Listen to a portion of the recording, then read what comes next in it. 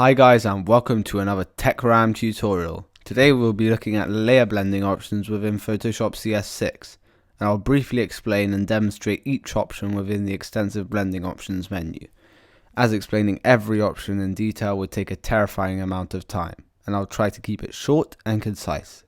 If you're completely new to Photoshop and have no idea what blending options are or do, I'll briefly explain this now. Blending options can be enabled on any layer in Photoshop by right-clicking on the layer and selecting blending options right at the top of the selection window, like I will show you in the video. When you do this, a small pop-up window will come up, and yes, these are your blending options. Although they may look small to some, the amount of crazy and beautiful effects you can create by mixing and matching these options is just stunning. I'll be demonstrating this functionality to you by attempting to make a quick 3D styled TechRAM logo purely within Photoshop with a certain shine and reflection effect on the text. So first, what we'll do is we'll make a new Photoshop file to whatever dimensions you'd like, but today we'll just go for 1000 pixels by 1000 pixels with, let's say, 2000 pixels per inch, just as a kind of resolution. And we'll name it TechRAM tutorial example. So, for the purposes of this tutorial, we'll just, make this TechRAM logo, but you can do it with whatever you want. Then we'll set a simple blue background. Do note that this can be whatever color you'd like it to be. Just make sure that the text color stands out and has a contrast to this. So we'll select this color here, just because I like it. Okay. Then next, we'll take the text tool over here and write out the TechRAM name in a reasonably bold font. In this case, we'll be using the Helvetica New bold font, quite self-explanatory. Make sure you change the color to whatever color you want, but today we're going to go with white. Then center the text to your liking and resize it to a scale that you are happy with, like so. It's a bit big, actually.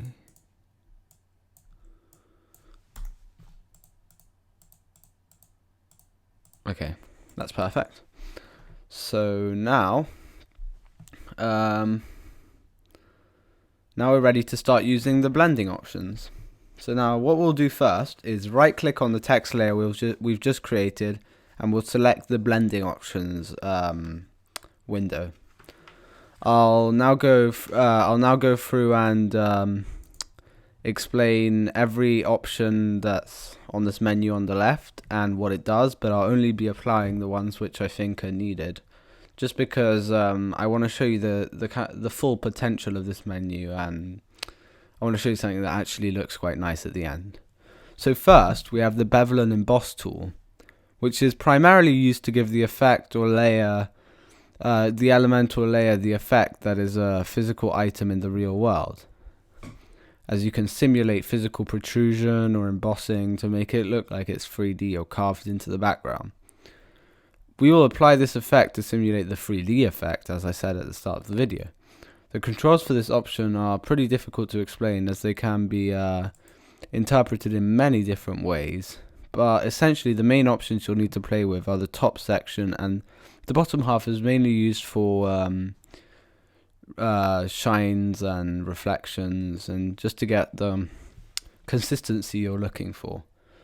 So, to achieve the desired effect, we'll change the depth to around about 200%, and this will really make it look like it's coming out of the page a little bit.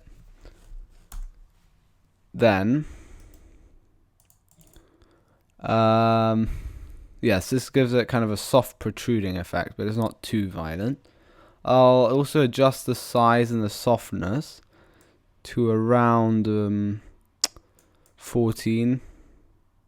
So you want the softness as high as you want, because it gives it that kind of rounded feel. If I had this very low, it would be all very rough and not very nice. Then you want the size to be relatively low, or you don't actually see that it's 3D, or it just kind of looks like that, and that's not very nice. So I think we're going to go with about 8 and then 15 here. Now that's reasonably nice. I mean, you can always play. What I like to do is just play around with this and then change the angle a slight bit just to get the effects I'm looking for.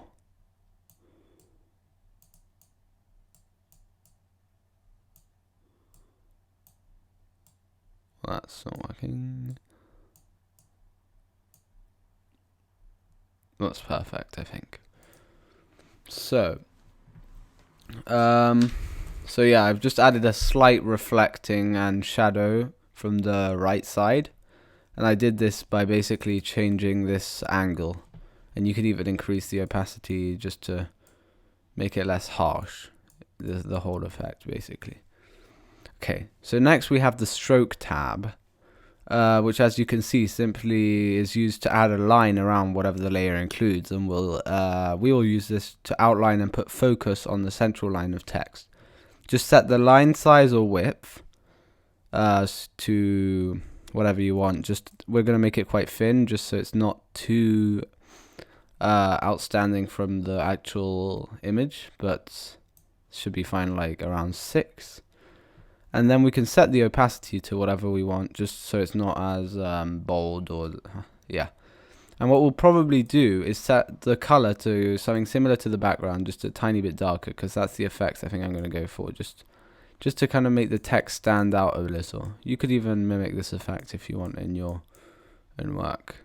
So as you can see, if we zoom in a bit here, you can see a little border around it, and it gives the effect that it's kind of 3D.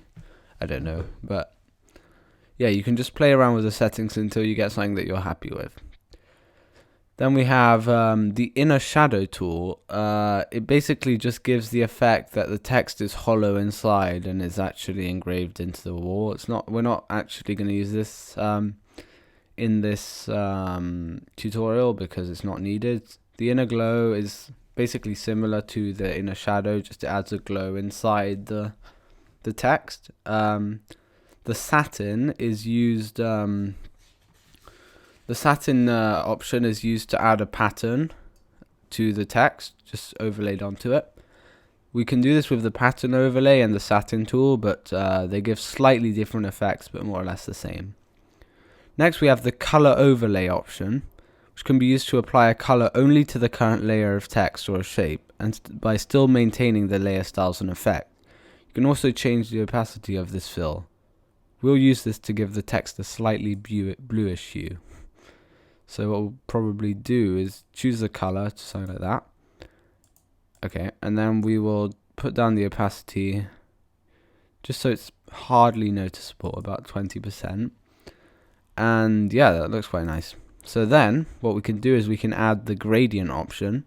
This is a very powerful tool because we can just add whatever gradient we want over the text, just as we would on the color overlay tool. So what we can do is, say I drag this fully down and made it quite a harsh cut.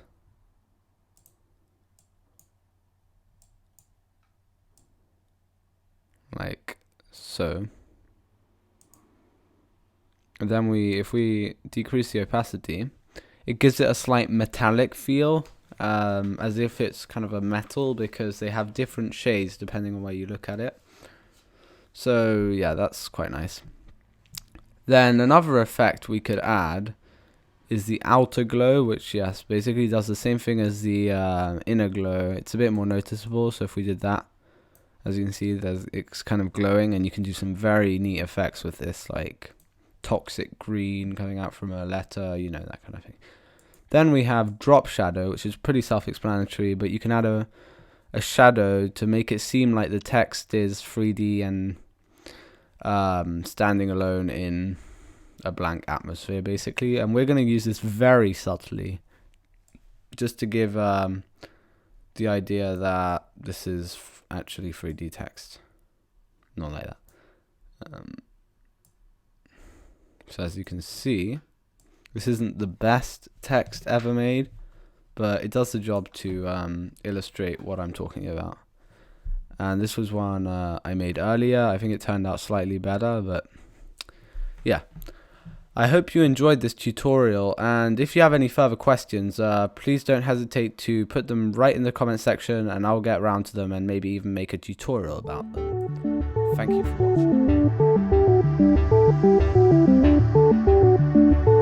watching.